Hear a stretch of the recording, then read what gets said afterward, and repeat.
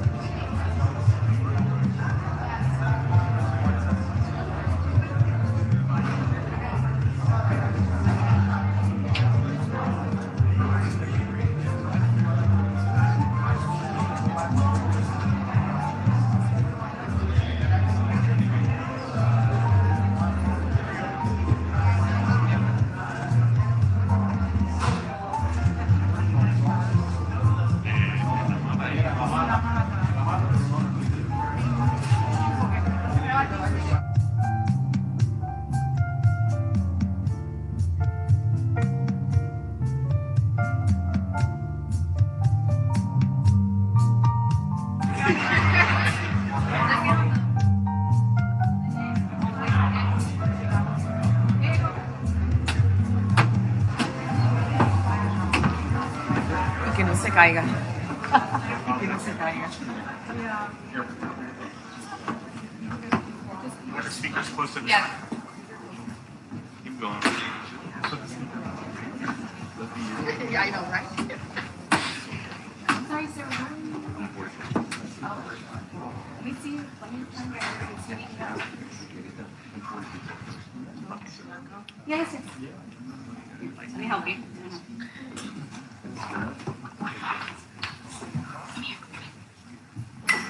There you go.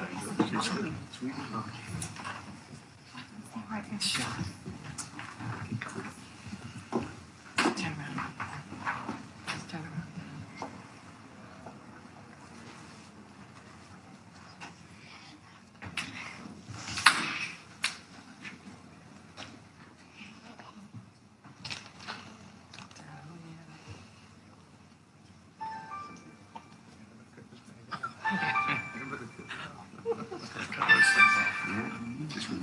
Yeah.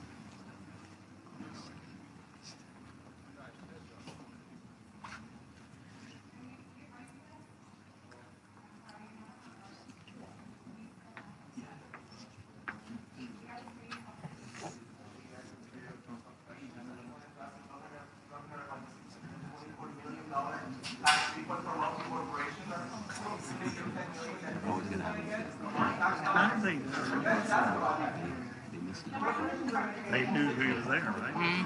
They did. Holy cow, that's what he's saying.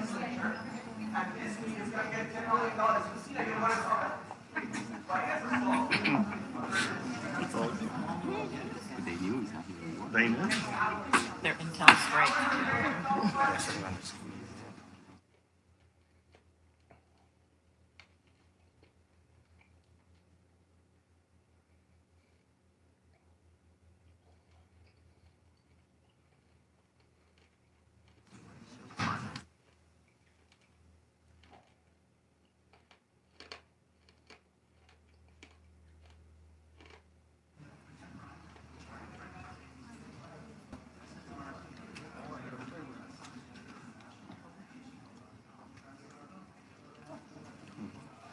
You know, it's very helpful for your room. Get this one done. $624 billion corporate tax refund, and you're giving $10 million to Disney World. Hypocrite.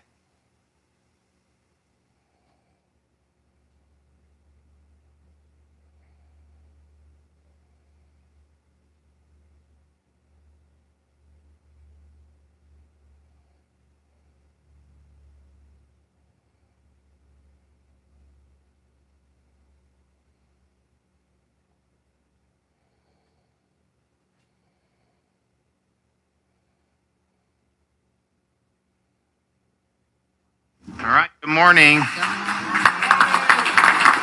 Thank you. Thanks so much.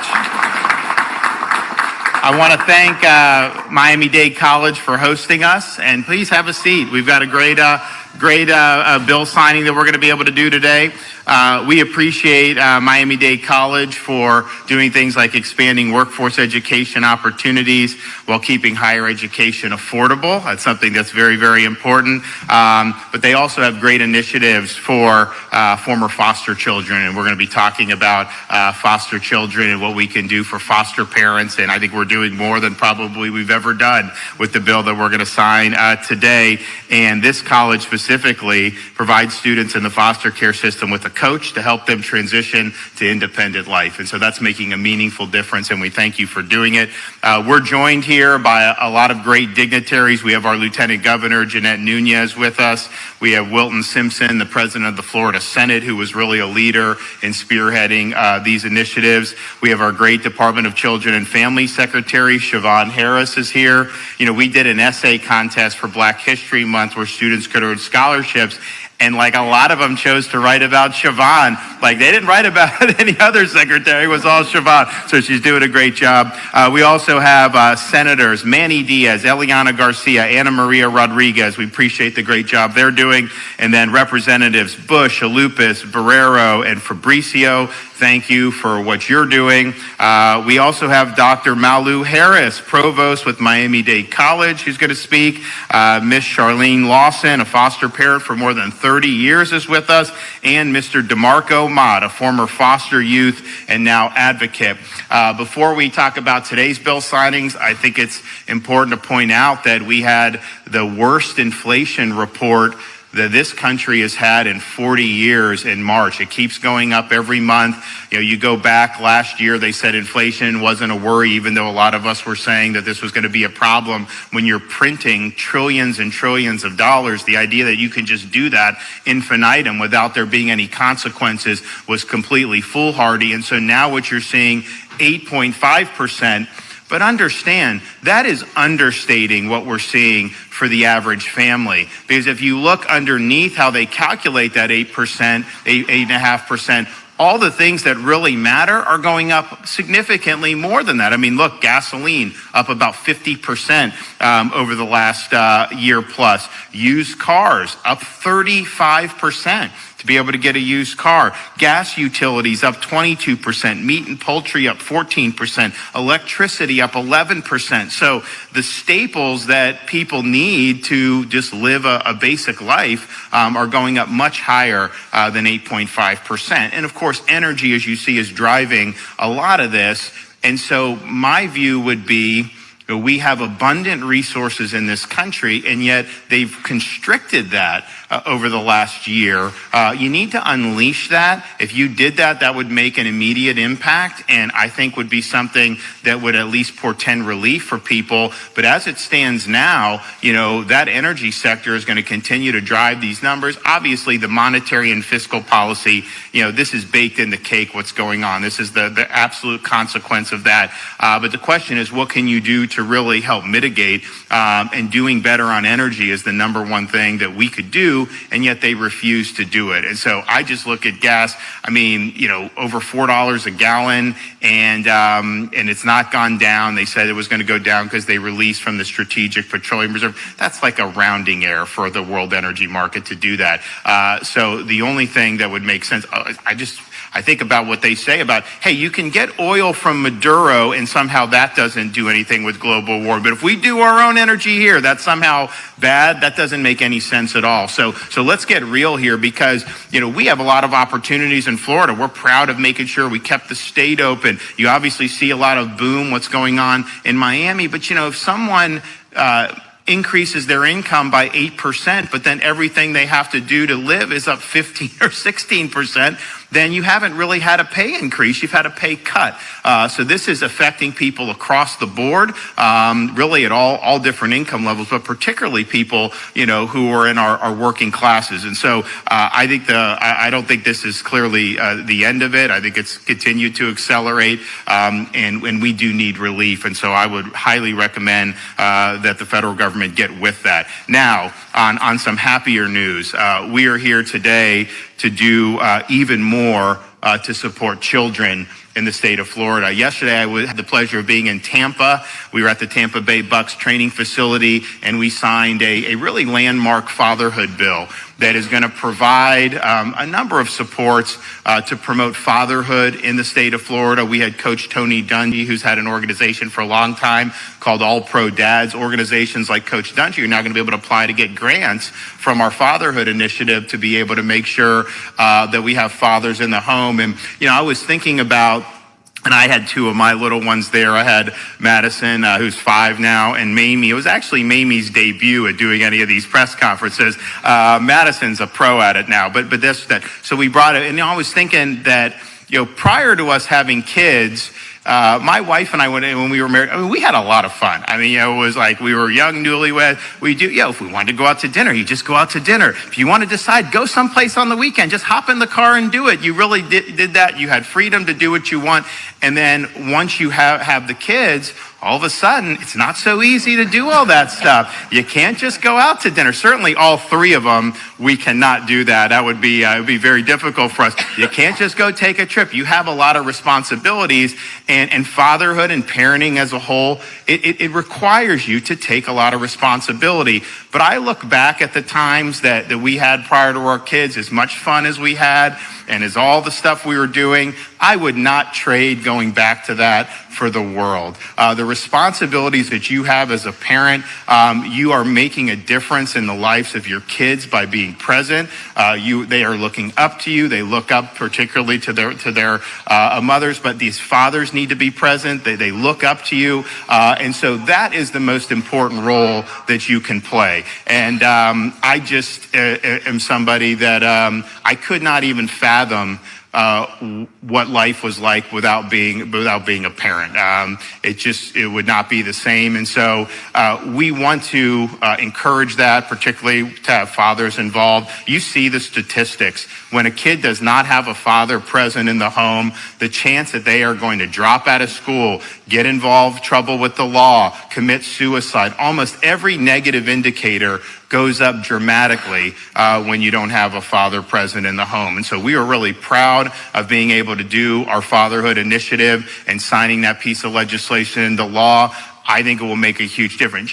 Some of these things, when you're talking about fatherhood, you're talking about what we're going to talk about today, adoption and foster care, it's not necessarily the most scintillating issues in terms of what would be on the news coverage or things like that, because there's just other things that folks gravitate toward. But tell me things that are honestly much more important than this.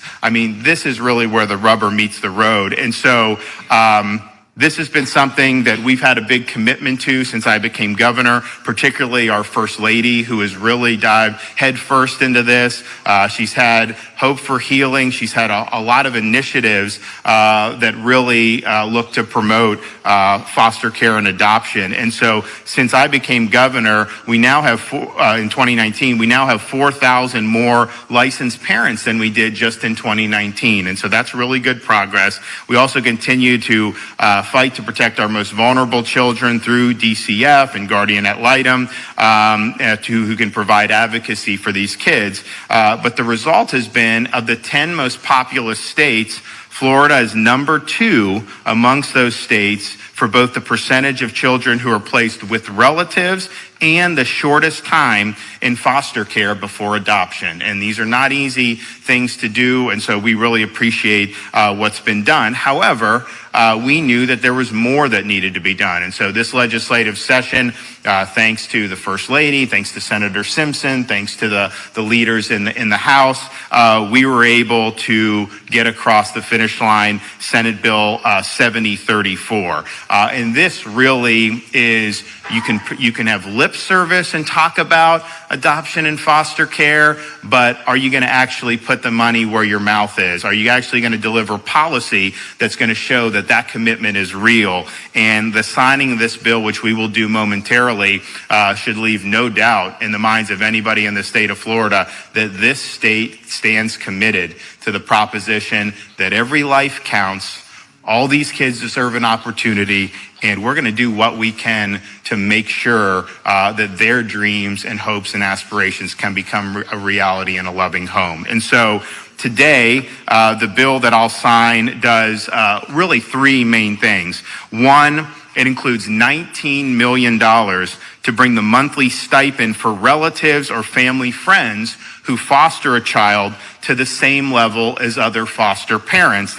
When a relative or close family friend steps up and fosters a child, it could be a very positive scenario for that child. Yet, Right now, they do receive some assistance, but we recognize they needed to be at the same level as all other foster parents. So that is going to make a positive difference. Second, the bill includes $25 million to give $200 per month for foster parents of newborns to 5-year-olds to be able to afford childcare. As the parents of 3 little ones, the First Lady and I understand the importance of childcare as well as the ability to get with kids early and teach them to learn. And we also know programs that are focused on early education and early childhood development are absolutely linked to higher literacy and higher success in life. And so this is why we put this in my recommended budget for this year. And through this funding, more than 7,000 foster parents and caregivers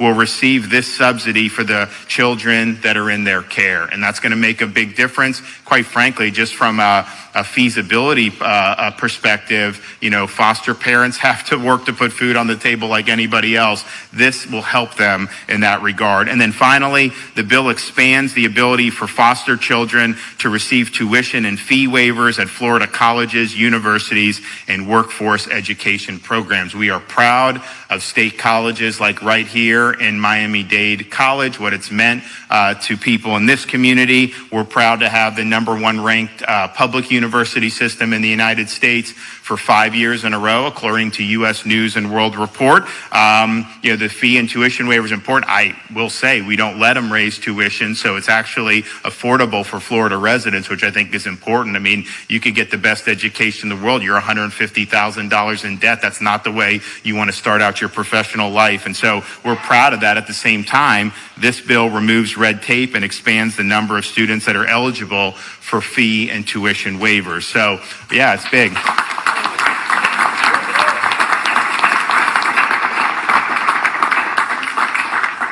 So we're making a difference here today. We made a difference yesterday with the fatherhood bill. We're making a difference here today with foster and adoption. And I'm really excited to be able to sign this here in a minute. But before I do that, we have a number of great speakers who are going to come up and provide some remarks. And we will begin by bringing in Miami's own, our Lieutenant Governor, Jeanette Nunez.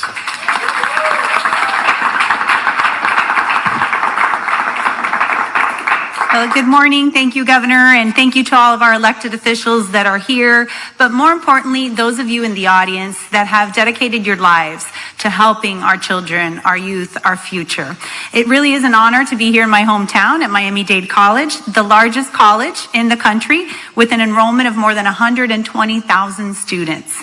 And what's more striking is that Miami-Dade College, not only in terms of the number of students, but the caliber of students, and the fact that it serves as a symbol of hope and opportunity for so many in our community. And so as the governor mentioned, Miami-Dade College has a strong network of support for students transitioning from foster care. And they even have a program that allows these students to study abroad, which is a great opportunity for them to expand their horizons. So our administration, the governor, has been a staunch ally to all of you that are in the fight for our children. And we've done it so that every child can thrive in every aspect of their lives, whether it's education or healthcare. And so we stand committed to making sure that we'll provide our students, our children, with opportunities to win and to thrive in their communities. There is no more important institution in our society than the family. As you heard, the governor is a proud father of 3. I myself am a proud mother of 3 as well. Mine are a little older, Governor. They're 23, 21, and almost 16, and the freedom never really comes back, no matter how old they are.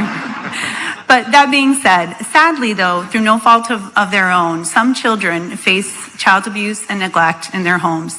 And unfortunately, they simply cannot remain safe in their homes. And so that is when, sadly, they have to be removed from their homes and entering the foster care system. And we understand that child removals are very difficult and have long-term impacts on their well-being. But by providing increased room and board funding, by providing Senate Bill 7034, which the governor will sign, will encourage adults who have an existing relationship with these children to step in and to provide them with that safety and security. And so this is the least traumatic option. We understand that. We'll hear from our Department of Children and Family Secretary, who understands this issue all too well. So we know that children in the dependency system are extremely vulnerable. And so in order to mitigate that risk, we want to provide them for opportunities. And again, as the governor mentioned, to allow them with opportunities for early learning that will allow them to thrive in their educational environment. And through the expansion of the tuition and fee waiver, we're providing young people who have faced unimaginable difficulties with the opportunity to gain self-sufficiency through degree attainment, through higher learning, through skills attainment. And so all of these options for them will provide them with a path which will allow them to achieve their God-given potential. It's an honor to stand alongside our great governor. It's an honor to stand alongside our elected officials and those of you who have dedicated your lives to this important cause. Thank you so much.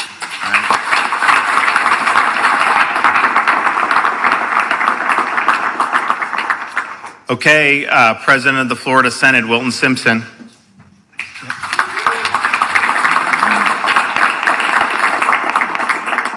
Thank you, Governor, and Miami-Dade Community College for hosting this today. This was something that was very important. I met with the First Lady of the state of Florida 3 years ago, maybe 4 years ago now, and this was something that was very important to her. It's something we spoke about with a lot of detail, and as you noticed over the last 3 or 4 years, each year we've rolled out a different bill trying to streamline the process, make sure that we have enough foster parents for the foster kids we have. And we've always imagined a time where we have fewer foster kids because there are more adoptions. So we did a lot of things with the adoption process to make sure we were trying to get more children adopted. And I've always talked about several things with the rising tide lifting more boats. We want to make sure part of the tide gets around these boats and make sure these children have a chance because they start out with such long odds. And so we have a new secretary. Secretary Harris has done an outstanding job backing up the DCF and the CBCs. And the governor did a great job outlaying this bill. The non-relative caregiver was being paid more. Now we have increased that to the relative caregivers.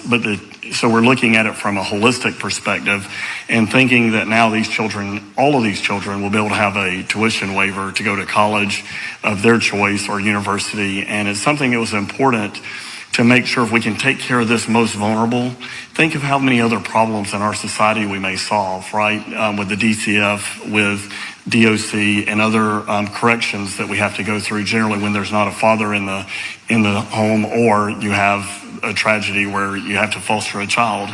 So we're trying to make this as good as possible. I'm certain that there will be more work to do ahead. I want to thank Senator Garcia for her work on this bill this year. I know Senator Rodriguez is here, Senator Diaz, Senator Burgess, all voted for this bill. I think it was a unanimous vote in the Florida Senate, and it was something that was very important. So thank you, Governor, and I want to thank the First Lady for all their support. Thank you.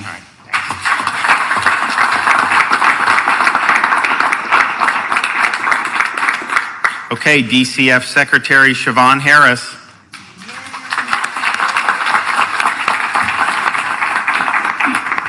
Thank you, Governor. I also want to thank the Senate President, as well as the First Lady, the legislators, I think I said the First Lady, for all of their unwavering support of the child welfare system, for kids who are in the system and our foster parents who open up their hearts and homes to children in their time of need. I am so excited for the signing of this bill because I know how much it will mean in terms of our ability to recruit and retain our amazing foster parents. I know we have a couple of them here, and I want to take a moment to thank them for all that they do each and every day. Their dedication does not go unnoticed. It takes a special person to be a foster parent, and we cannot thank them enough for making a positive difference in a child's life.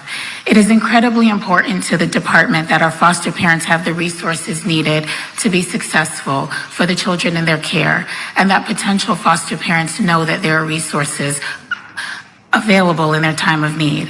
While we have a strong foundation of amazing foster parents, we are always trying to recruit more to ensure every child has a welcoming home during their time of need that fits their particular needs. This bill is also exciting because it expands our toolbox of resources to help young people exiting the foster care system to reach self-sufficiency. Through the Office of Continuing Care created by the legislature and the First Lady's Hope Florida, A Pathway to Prosperity initiative, we are able to provide so much more one-on-one guidance and support than ever before to our current and former foster youth as they're taking their first steps into independence. For many of the kids in the system, attending and graduating college is defying the odds. Legislation like this helps to stack the deck in their favor even more. We're also excited that the funding can be used to support vocational programs and other workforce development options so our foster youth can be as economically self-sufficient as possible no matter what path they choose. We're looking forward to implementing this legislation with our CBC partners. Thank you. Thank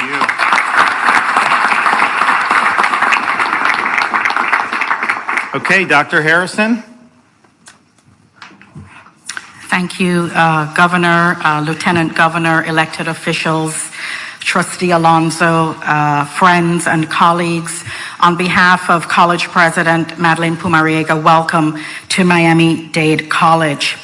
And so today is another bright day here at Miami-Dade College in our community and in our state as we witness the signing of this bill that will provide expanded opportunities to the most vulnerable in our community, the most vulnerable youth in our community.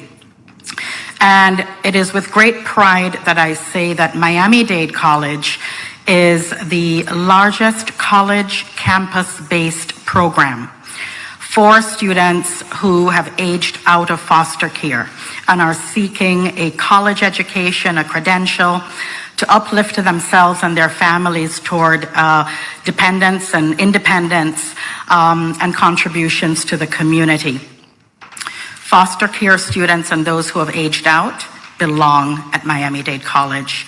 Through our Educate Tomorrow program here at the college, and our Director of Single Stop, Janet Mapp, is in the audience, our Director of Educate Tomorrow, Miss Wendy Joseph.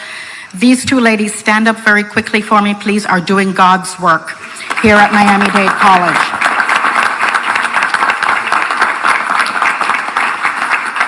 Serving our students, providing the academic advising, financial literacy, career and workforce readiness, internships with local companies to ensure that our students not only have the academic skills, but are connected immediately with the workforce. And talk about expanded opportunities. And thank you so much again, Governor and the legislature, for providing these opportunities. But right here, our students who are in Educate Tomorrow, as the Lieutenant Governor mentioned, are participating in study abroad programs.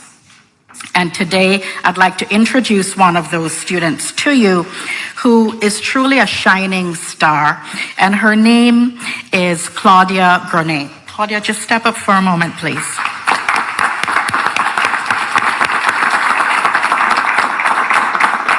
So, Claudia graduated from Miami-Dade College with an associate degree and a baccalaureate degree as well in computer information systems. During her studies, Claudia participated in many programs to strengthen not only her academic development, but also her professional and workforce acumen. She completed several professional internships in local companies that laid the foundation for where she is today, solidly placed in the workforce.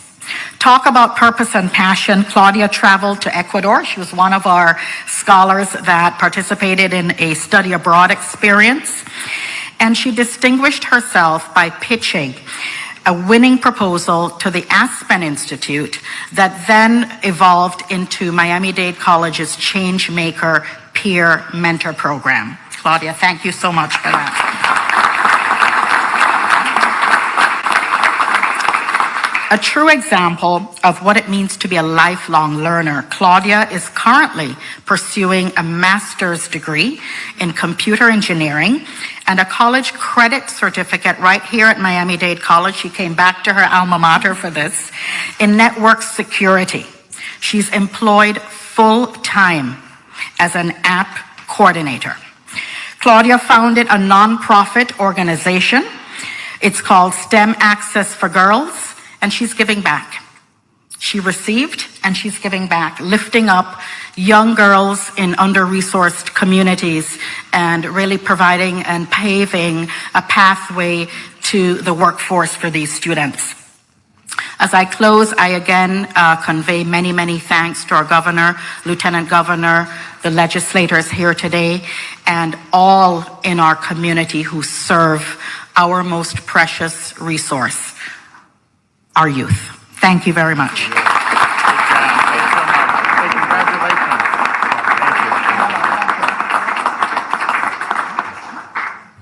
Okay, DeMarco Mott.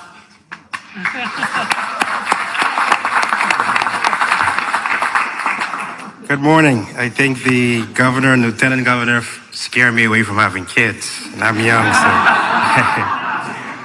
But I would like to thank again all of them for what they did in the Senate with this bill. I think as an advocate for youths, this is something that we have been pushing for a while. We hear the stories, we get the calls. We needed this, and I think it helps. I aged out of care in Miami-Dade and Monroe County. I took advantage of the tuition waiver. I had the greatest foster parents in the world. Shout out to you. They love this guy, by the way.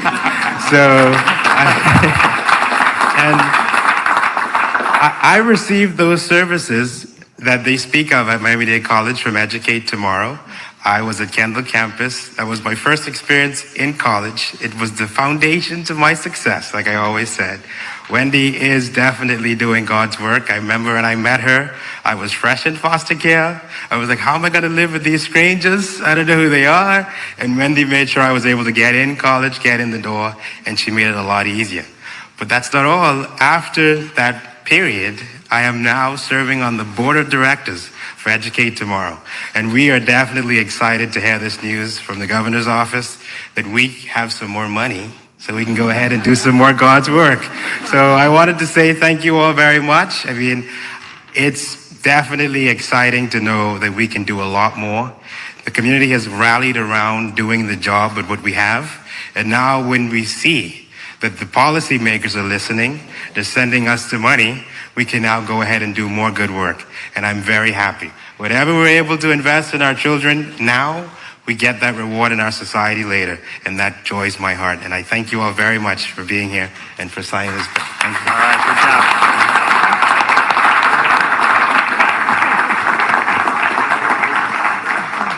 job. Okay, Carlin Lawson.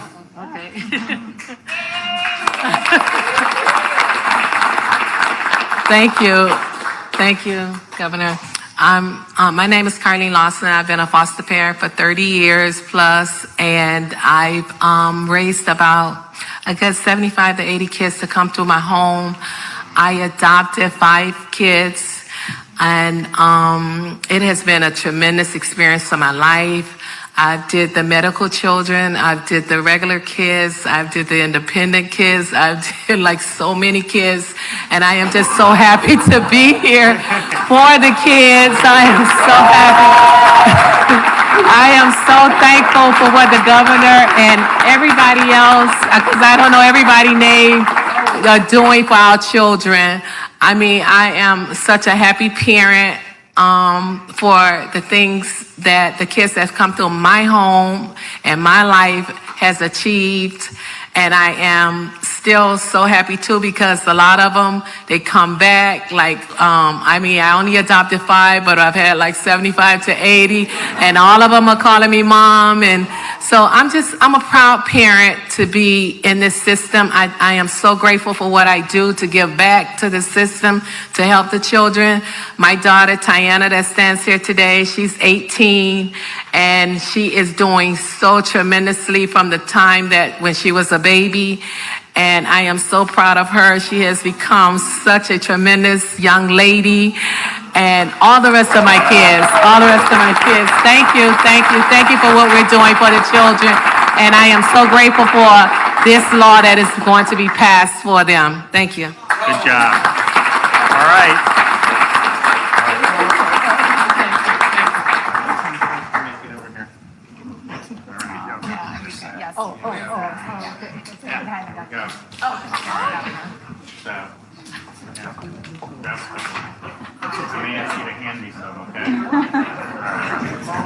Today's the 12th?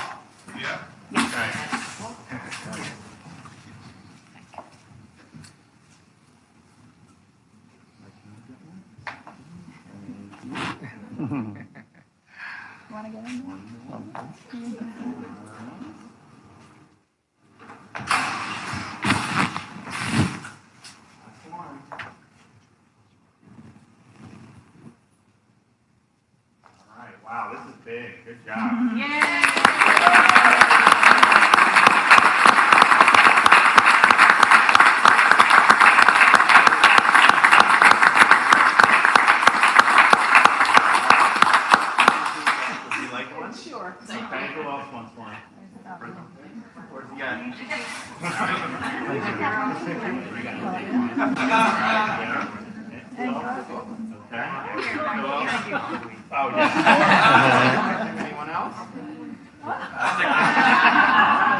There we go. Good job.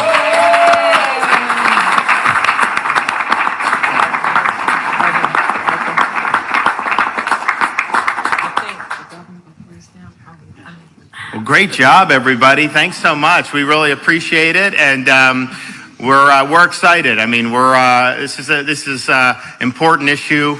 These are not always easy issues to deal with because there's a lot going on. But I think no one can doubt the commitment of the state of Florida after yesterday, after today. Every kid counts, and we've got to do all we can as a state, as local communities, and as individuals to step up and help. And so that's what we did today. So God bless everyone. We appreciate it. All right. Anybody have any questions?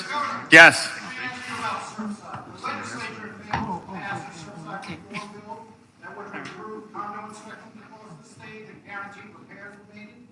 The House and Senate couldn't agree. In talking to both House and Senate individuals, they tell me that you really didn't weigh in on this bill much. Should you have worked harder on this bill or tried to get it passed? Who told you that? Okay, no, because I mean, from the very beginning, actually, when we literally were there right when Surfside happened, I said, whatever needs to be done, I want to support. When they came in, we said we are receptive to the whole range of options that can be done. Well, listen, okay. So we were very receptive. We wanted to be able to sign something that was going to make an impact. But the idea that somehow I was trying to not support it was not true. We were always there wanting to help out. And so we did. We did. Mark Maxwell, whose sister died in a crash, said that he tried to meet with you and other families tried to meet with you during the session to get your... Yeah, but I've met with him several times. I've met with a lot of the families multiple times. I never in any way indicated opposition to anything that was going on. So that's just... Glenna. I supported them providing me a bill that would address the issue. Of course I did. I've said that repeatedly from the very beginning. Okay. If they can do it, then they can do it. Absolutely. But they have to agree on something. It's the same thing. We want to do insurance. I think we're going to be able to get there, but they didn't get the insurance done. And so we've got to get a product and then you get it across the finish line. And so the minute they tell me that that is something that they have the ability to get across, we could add it. Absolutely. Glenna. Thank you for that segue. Property insurance near and dear to the hearts, minds, and wallets of this community. Yesterday, there was a bipartisan-ish call for including that in the special session or having a special session. Yay or nay on that? And also, if there is, what steps off the top of your head can be done to focus on the consumer end instead of on the insurer's end? Well, a couple things. One, yes, on special session. I don't think they have a product that's ready for prime time next week, but I think shortly thereafter, we're going to have to deal with it. I know Senator Simpson's been supportive of it. We're working with different senators who are creating a panoply of options in terms of being able to stabilize this market. Some of the things that you look at, there's a number of problems with what's going on. Part of it, just be frank, we're at a worst inflation in 40 years. And so everything is going up. Anyone that tells you all of a sudden we can snap our fingers and stop at the state level massive inflation is not being honest. However, there are underlying dysfunctions in our state market that is causing some of these companies to fail, causing rates to go up even more than the rate of inflation would indicate. And so how do you address them? Well, there's a couple different things. I mean, one, we're seeing there's going to be problems in the reinsurance market. Is there anything we can do short term to try to stabilize those rates so more companies don't fail? Then what are the inefficiencies or where are people kind of gaming the system? I mean, for example, we have parts of the state that haven't really been hit by a storm in the last number of years, and you have massive litigation, massive roof claims. Guess what? I mean, that is going to drive the cost up when you have that. So making sure the incentives are aligned properly and having people be willing to write policies in the state of Florida is something that's very, very important. Of course, you know, what I want from the system is I don't want someone to go game the system, have litigation that's going to drive up the cost. On the other side, you know, if we have a storm, your home's damaged, they should come in and give you what you need to be able to fix it. And it shouldn't be haggling, you know, when you have this legitimate damage. You know, we actually had one of the storms, you know, my wife's car got totaled from one of the storms. I think it may have been Irma. You know, USAA, you know, I got joined them in the Navy. They came 2 days later, they wrote the check for the whole thing. I mean, that to me is how it should operate. But clearly, there's a lot of dysfunction in this market. And so the minute that there's a product that's available, we will be able to, you know, to call that and get folks in. And I think it's something that we wanted to address it. I know Wilton and the Senate had a bunch of stuff. I know Senator Brandis. It just kind of ran aground at the end there. But you know what? These bills don't take effect till July 1st anyways, by and large, so we still have time to do it, and I think we will. Yes, ma'am. Yes, Governor, thank you. Kimberly Leonard with Business Insider. Kimberly Leonard with Business Insider. In the last week or so, we've seen major outbreaks of COVID-19 among the elite in D.C., including Democrats in Congress, the Biden administration. How does it feel to read about that news, knowing that the administration has been so critical of your approach to the pandemic? So just let me say very clearly to all Floridians, you just saw Philadelphia impose an indoor mandate. You're going to have potentially some of these other deep blue jurisdictions go back to restrictions and mandate. You look what's happening in Shanghai, they have everybody under a brutal lockdown. So I just want to be very clear, as long as I sit in the chair in which I sit, no Floridian will be restricted, mandated, or locked down in any possible way.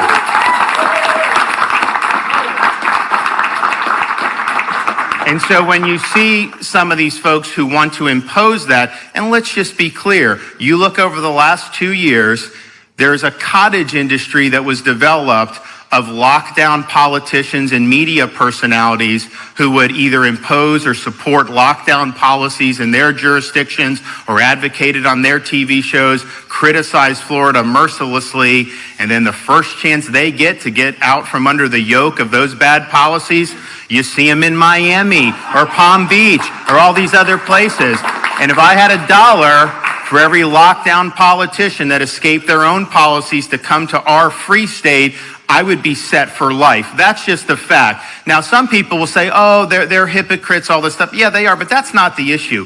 The issue is if they thought their policies really were necessary and these mitigations really were effective, they would be abiding by it. They're not abiding by it because they know it's all about politics and control. So that's why they don't wear the mask. That's why they don't do all this stuff, because they know it is COVID theater. And so we don't have any tolerance for COVID theater in the state of Florida. I can tell you this state would not be booming the way it is if we had COVID theater. People know that this is the free state. They know that they can come here and make their own decisions. They know they're not going to be harassed to show medical papers to go have a hamburger somewhere. They know they're going to be able to enjoy life. And so we are never going to waver for that. I will say that, if it weren't for our leadership, we would have had kids locked out of school for a year throughout this state. We would have had hundreds of thousands of people tossed out of work. We would have had small businesses and family-owned businesses that would have collapsed. And instead of that, we weren't locking those people down. We were lifting them up. And that was the right thing to do. You and President Simpson seem to have a very good working relationship. Would you like to take this moment to endorse him for the agriculture, or is there something keeping you from that? Nice. So, look, we've got some more work to do for coming up, and so, but I've said, he has been able to deliver, I think, a lot of really, really big policy victories. I think if you look, since I've been governor, we've obviously done a lot, but just in the last 2 years, some of the things that have really made an impact. have been really, really significant. And so, at the end of the day, people can talk and do all this, and that's fine, but what are you actually doing? What are your deeds? Are you producing? Are you actually getting things done? And I think that's one of the things that separated Florida is we're out there leading on issues, but we're actually getting things done. And I think that's what people want to see. And so, he deserves credit for it. Yes, sir. Governor, can I ask you about redistricting? Sure. You had proposed an original set of maps. We're not quite sure who drew them. And now you're going to be drawing a new set of congressional maps. Can you give us an idea of who's going to draw them, what sort of record retention you're going to have, and how you're going to make sure that you avoid intentionally drawing districts that favor or disfavor incumbents or political parties? So I thought that, so everything's been done by our legal office and attorneys and all that from the very beginning of any proposals that they've had. The letter yesterday, I thought that my legal office had been working with the House and Senate to try to kind of have a compromise that everyone would agree on. So I think that what they'll produce will be something that will be acceptable to folks, and obviously would get my signature if we're proposing it. It will, though, have North Florida drawn in a race-neutral manner. We are not going to have a 200-mile gerrymander that divvies up people based on the color of their skin. That is wrong. That is not the way we've governed in the state of Florida. And so that will be that. And obviously that will be litigated. But I can tell you the original district would absolutely have been litigated. And if you look at what's happened in the U.S. Supreme Court over the last 4 or 5 years, that would be the case. And so you have attorneys, you have folks that know the law, and yes, they're going to follow every provision of the Constitution and statutory law. That involves, of course, the Florida Constitution, and that it involves certain provisions of federal law, which they are going to abide by. A real quick follow-up. Are you going to have certain policies and procedures to ensure that there's a record created to show what your intent was or what the intent is in drawing these districts? So they're going to... I don't know who's going to do it, but the people that were involved will go and testify in front of the legislature about the product that was created. And so, this is kind of my first foray, and I don't really know how all this stuff works, but I do know that you look at, how many counties are being split, how many cities, what's the compactness and all that. So they're going to be able to do that. And I think that they're going to be able to do a map from what they've been telling me that will be have less county and city splits than what the Senate had originally done, and have better compact scores. So that I think what'll be makes sense. Yes, ma'am.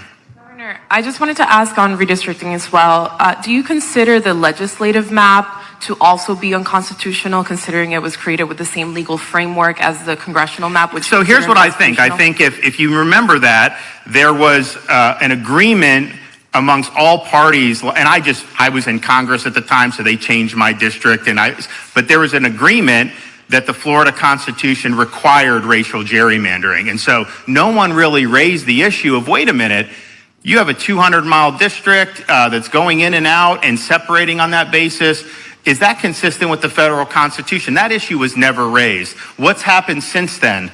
Cooper versus Harris in 2017 said the only time you use race effectively is complying with Section 2 of the Voting Rights Act, which requires a compact majority-minority population. Don't go from Jacksonville all the way to rural Northwest Florida. And so that was the issue. And then there have been many other decisions at the Supreme Court. Most recently, they struck down the Wisconsin racial gerrymandering that they did for their state legislative maps. And so, or effectively did that. They put it on hold. So you can see where they're doing it.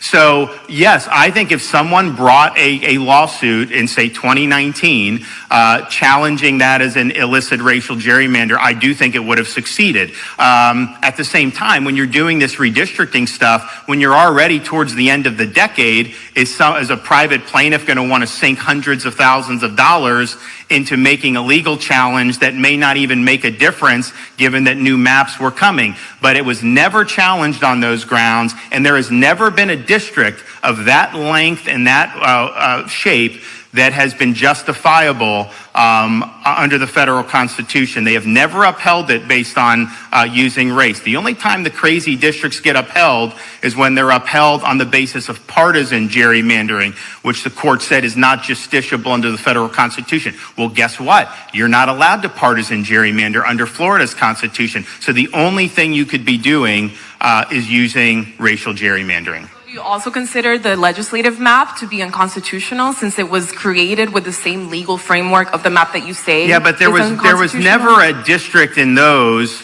in either the House or Senate that rivaled the Congressional District 5 map. I mean, that was a unique thing, and it was something that was really a legacy from prior decades. So I don't think that they're the same. I'm not saying that someone could potentially raise challenges. I mean, look, I think this whole area of the law is very much in flux, and I think it's moving in one direction very clearly. But there was nothing on any of those maps that raise it. At the same time, I don't have a role in the legislative maps. They pass their maps and they send it to the state Supreme Court. That's what the Florida Constitution requires. Florida law requires with congressional that it get the governor's signature, and so we laid our criteria of what we're going to be looking for to be able to get our signature. But clearly, I think that under how the current map is with that district, that is an aberration in terms of what's ever been ruled acceptable against the federal constitutional challenge. And so I think you're going to have litigation either way.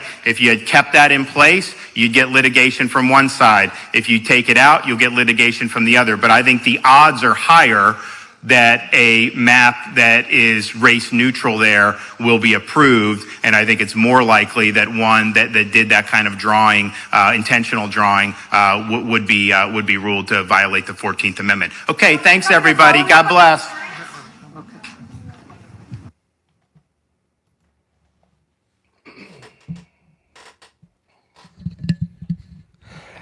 The governor shut that one down pretty quick. I'll tell you what.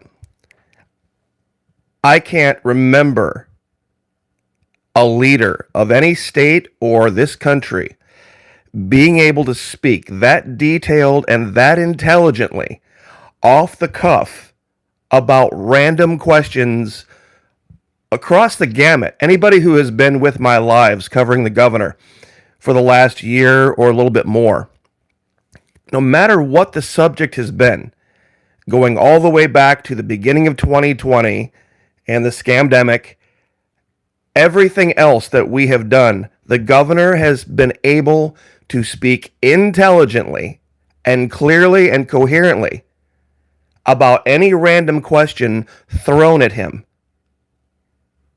I can't honestly, not even Reagan had the ability. Reagan was a great leader, but when it came to dealing with the press, he never had to deal with the press like this. That would ask these detailed, specific, planned out questions. And they just get torched. They absolutely get torched. I don't know how many of you have been here since the very, very beginning of the press conference. When the governor's own intel folks spotted protesters posing as reporters. And prior to him coming out, that's why there was the delay. They had to go and remove these protesters. And the camera showed it. And they flipped out and they kept yelling and screaming for a little bit. But exactly right. And we know 828 just said it. Never in my life would I think a government could be this good. I'll tell you what. Last week we did a live with Sheriff Grady Judd, Putnam County, and he said this is the A-team. This is seriously the A-team. When you talk about the governor, the lieutenant governor, the Senate President Wilton Simpson, Chris Sprowls, Attorney General Ashley Moody, CFO Jimmy Petronas, no matter who gets up and speaks, everybody knows what they're talking about. Everybody can speak intelligently and coherently, and the media is just literally ripping out their own eyes because they can't handle it. They cannot handle it. They're used to being able to sit up the night before and construct these ridiculous questions obscure questions and catch politicians that aren't ready. And this guy is ready every single time. And I have a question. A lot of people have tried to come to the comment section and change the subject to their own personal pet, whatever is wrong going on type of thing. And early on, it was Disney. Let me ask you a question. And I want to ask this honestly. I thought back to when I was a kid. And when I was young, I grew up in Indiana. I was lucky enough, we had a couple of occasions to come to Disney World in the summer for vacation. Now, I want you to think about this clearly in the context of what was just being talked about at this press conference. This was about education. This was about providing kids that were at risk, kids that were in foster homes with the ability to go get secondary, tertiary education and go overcome their circumstances. Okay? This is the question I want everyone to ask themselves. Do you think it's possible to create a groomer-proof child? Do you think it's possible to create a groomer-proof child? I personally do. I would have been one of those children because I had a mother and I had a father, and there would have been nobody that could have groomed me to believe this or this or that or that. It is possible to create kids that are groomer-proof because they don't value the opinions of the groomers. Kids are not just these helpless little wisps out in the middle of the world, and anything that, just comes along is going to change them in the snap of a finger. It is absolutely possible to create children that are informed, that are intelligent, that understand that not every opinion of every random adult in the world needs to be honored. We knew as kids there were idiots in the world. We looked to our parents. We looked to our aunts, our uncles, our group, the people in our church. Those were our role models. Those were our role models. So to me, Disney doesn't matter. Let them act like fools. Let them act like idiots. Let them act like morons. Raise groomer-proof kids who come home and go, Mom, Dad, you are not going to believe the idiot I saw today. They are just absolute morons. They're trying to tell me all this baloney about how men can be women and women can be men and people can just make believe whatever they want to whenever. That's what we would have done.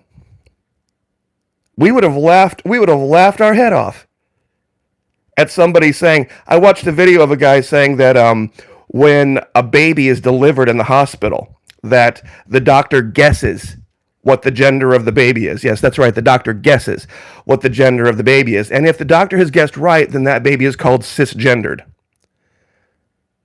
I would have fallen out of my chair laughing, even if I had been in 4th or 5th grade at that. And so would have all my friends. It would have been, we thought this is a joke, right? This is a total joke. And I mentioned earlier, I made a comment. We keep kids out of prison starting in preschool because that's where you start with the kids. That's where you give them their ability to see the real world and make their own decisions. So if they go to some place like Disney and there's a bunch of idiot, mentally ill morons walking around who have no idea what gender they are or are not, or what they're going to be tomorrow or what they were yesterday, doesn't matter. They're as entertaining as Goofy or Pluto. But it doesn't change who you are. It doesn't change who you are. As long as you have adults in charge, people are idiots. That was I tell you what, that was something we learned early. People can be idiots. Don't be one. So, I mean, if you're going to be absent in your kid's life and just hope that the world is going to give them the proper guidance because you want to be a uninvolved parent, then you're going to get the kids you deserve. I'm just going to say it. You're going to get the kids you deserve. If your kids are listening more to the people at school than you at home, that's your fault. And I know that's a hard thing to hear, but that's your fault. If your kids are listening more to the opinions socially of their teachers, of what they're seeing online than they are you or the other influences that you've put in their life, that's a you problem. That's not a society problem. There have been idiots in society going back to when we were kids, back in the 70s. If my parents had wanted to not be involved in our lives, then yes, evil would have probably been our main influence. You see, here we go. IFPV everything. I have Disney World. Evil hides in plain. You know what? Yea, though I walk through the shadow of the valley of death. Yea, though I walk through the valley of the shadow of death. Let's see if I can get this right. I will fear no evil.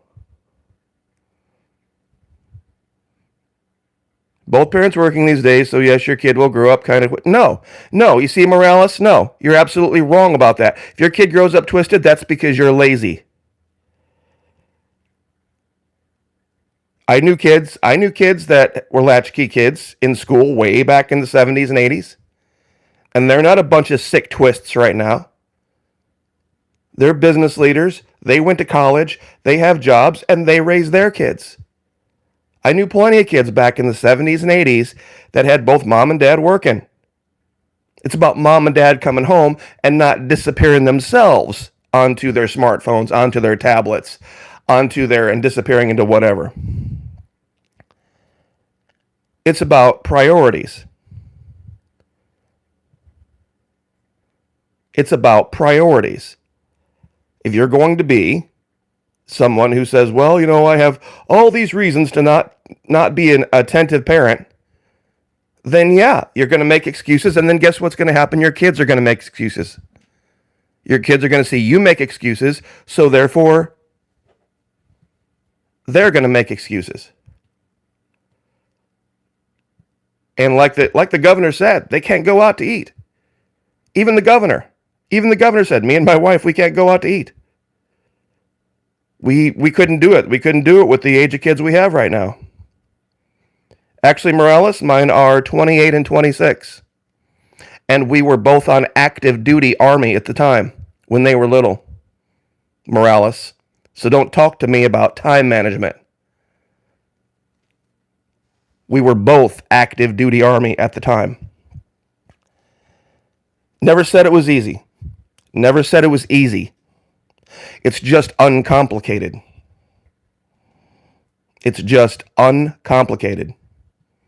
It's hard, but it's not complicated. And there are a lot of people that want to point fingers and blame and say, oh, woe is me. The world is this, the world is that, the world is the other. There was evil in the 1970s. There was evil in the 1980s. The reason we're just more aware of it now is because of the internet. It's just because of the internet. Everybody's aware of everything in a matter of minutes. You know, and they get to see it repeated over and over and over again. Some issue happens with Disney, and all of a sudden you've got 25 or 30 news articles within an hour. And so everybody looks for it, and it's all over the place. Yeah, we spend our time making sure our children aren't weak betas because we don't take the child's opinion about certain things into account because they're children.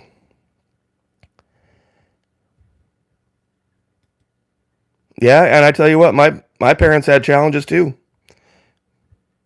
My parents had challenges. I lost my dad. My dad died when I was 13 years old. A lot of the reason I ended up in the Army. So, anyway, just wanted to leave that there, but another absolutely fantastic press conference. The governor going into the belly of the beast, into Miami-Dade County, and speaking truth to these people. So, they're going to get crushed this year. The left in Florida is going to get absolutely crushed in a way that's not happened in our country's history. Only reason why you grew up a little normal? What do you mean a little normal? You don't think my friends, their parents had challenges? Everybody has challenges. Nothing is perfect. Nothing is Ozzy and Harriet. You know, everybody has challenges. Before my dad died, when I was 8, 9 years old, I went to work with him. He was in the summertime when I wasn't in school, he was a plasterer or drywaller.